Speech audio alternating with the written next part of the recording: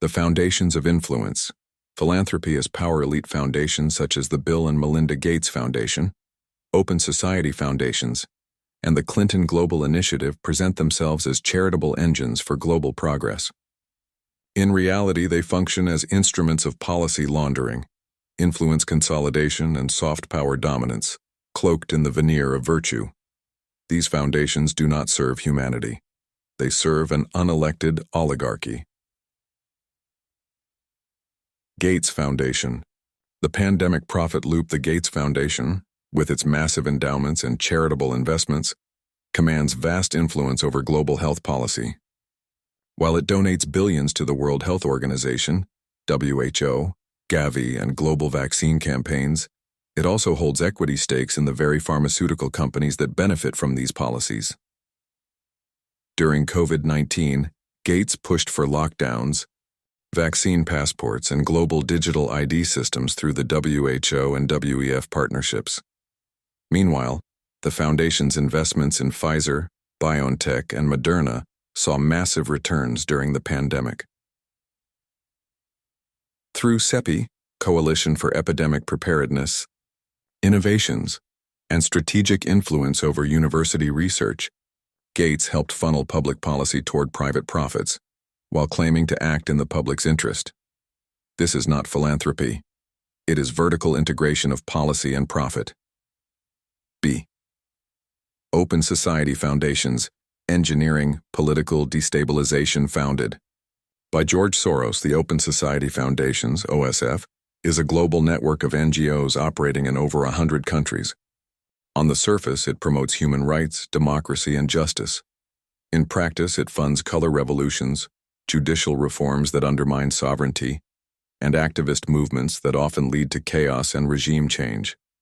In Ukraine, OSF funded civil society groups that played key roles in the 2014 Maidan coup, aligning the country with NATO-EU interests and sparking a proxy war with Russia.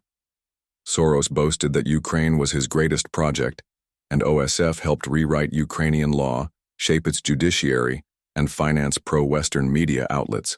Across Eastern Europe, OSF has supported movements to unseat elected governments not aligned with transatlantic globalism, under the pretext of fighting corruption or authoritarianism. Wherever Soros appears, national self-determination tends to vanish. C. Clinton Foundation, influence for sale. The Clinton Global Initiative, CGI, served as a power brokering hub connecting global political figures, Fortune 500 CEOs, and foreign governments. Posing as a platform for humanitarian goals, it was widely criticized for pay-to-play politics, especially during Hillary Clinton's tenure as U.S. Secretary of State. Donors to the Clinton Foundation, including Saudi Arabia, Qatar, and foreign oligarchs, often secured access, deals, or policy favors. Following the devastating earthquake in Haiti, billions in aid were channeled through CGI. Much of it vanished, misused, or was handed to Clinton-linked contractors, while Haitians remained homeless and hungry. The Epstein connection looms here too. Jeffrey Epstein was deeply tied to the Clintons. His plain logs, donations to CGI, and connections to elite foundations raise serious questions about how these circles used philanthropic networks as cover for darker operations. D. The Epstein Nexus, foundations and blackmail networks. Jeffrey Epstein was no ordinary financier. He operated at the intersection of philanthropy, finance, espionage, and blackmail. He donated to and advised multiple elite foundations, including MIT Media Lab, Harvard, and various science ventures connected to Gates, Musk, and others. Epstein maintained deep ties to the Clinton Foundation, Gates Foundation executives, and institutions like Harvard University, which took millions from him long after his 2008 conviction. He used his charitable image and foundation ties to recruit scientists, politicians, and influencers, while simultaneously using his properties for sexual blackmail operations.